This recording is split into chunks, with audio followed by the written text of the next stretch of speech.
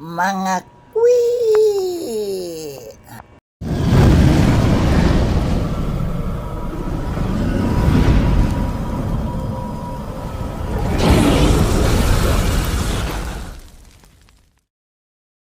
Alright mga kuwi, wala tayong pambayad sa kuryente, hindi pa nakabalik yung dollar sign natin. Kailangan pa nating pumunta ulit sa PSE para makuha yung ID natin doon. Wala tayong ibang choice guys, kaya kung sakali maputulan tayo ng kuryente, ito na lang aasahan natin.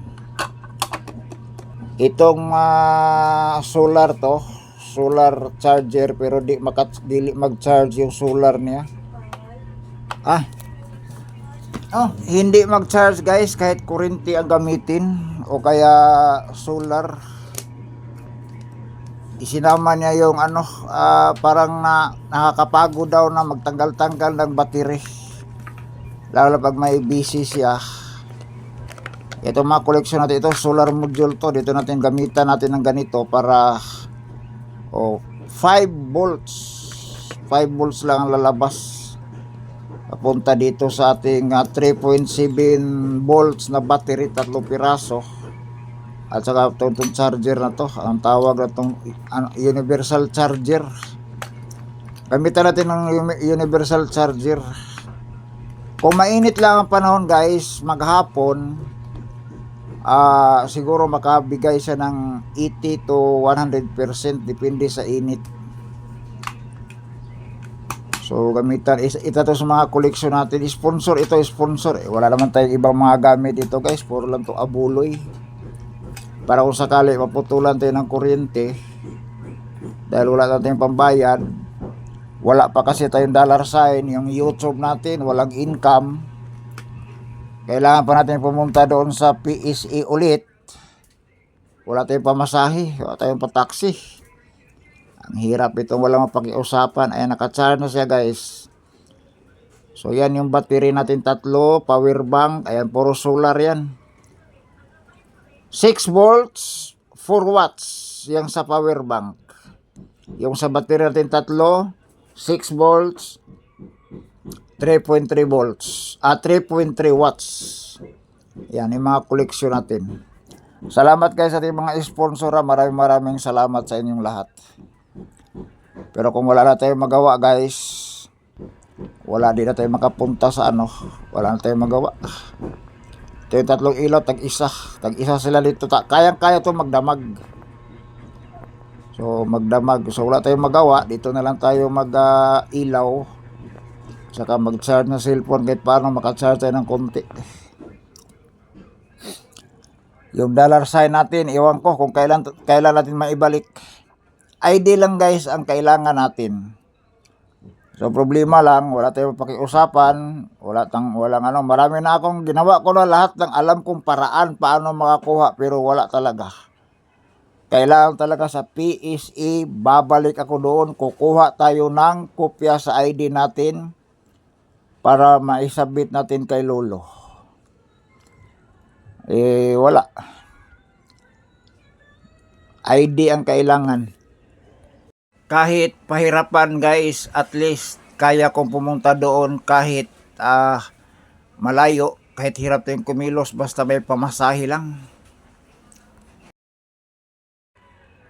Kasi ang sabi kasi doon sa sa message, kailangan 45 days ma-identify natin, maka-verify tayo.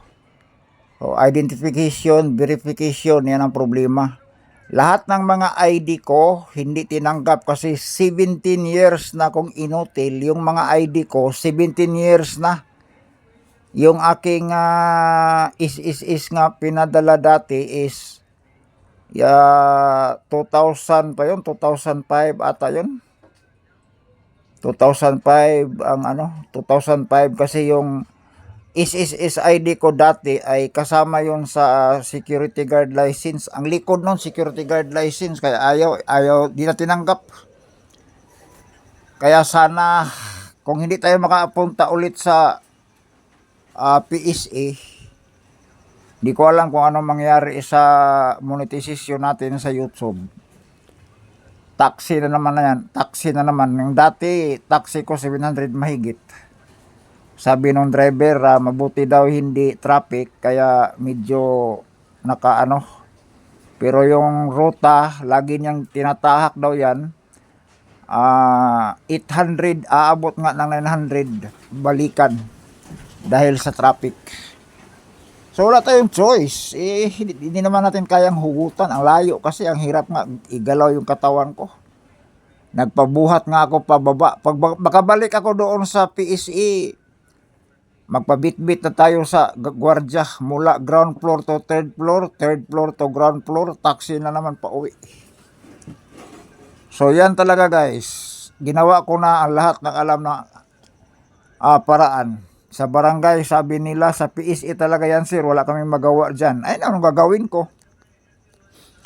Di ko na talaga alam kung paano pa makabalik doon. So nagkwento lang tayo guys dahil maraming nagtatanong, maraming humuhugot. So salamat guys sa mga nag-sponsor dati. Sana makabalik tayo doon kung may mag-sponsor ulit. Ay mananawagan lang tayo at magkikiusap. Malay natin may tutulong ulit. So malapit na matapos yung 45 days kasi August na ngayon, siguro 14, 13. After 3 months na na-demonetize, nakabalik na sana, tinanggap na ni YouTube. Ang problema, tinanggal ang dollar sign dahil sa issue na ID ko, mga old. National ID, wala ako. So, sana makapag-print out tayo doon sa PSE, makabalik tayo ulit doon para magkakuha tayo ulit ng ID bago matapos ang 45 days. So kung may makakita nito na gusto mag-sponsor ng pamasahe, salamat. Andyan yung aking GCash number, kasama yung Facebook Messenger ko. So sa may gusto lang guys, sa may gusto lang. Ito ay panawagan lang, sa may gusto lang. Na may kakayahan at handang tumulong. Yan naman sa akin guys. Alam nyo nakakahiya tong buhay ko. Pero hanggat gusto ko pang mabuhay, sabi nila, pakapalan na lang ng mukha, Brad. Maraming taong makaintindi sa'yo, pero umasa ka, marami ding taong hindi makaintindi sa'yo at manlalait sa'yo. Ganon talaga ang buhay. Oh, ito, pa-expire na rin to. 15 days. 15 days lang ang load nito. So, pa-expire na rin to. Wala na. Pag ma-expire ng load nito na 15 days, malapit na. Ilang araw na lang. Pahinga na.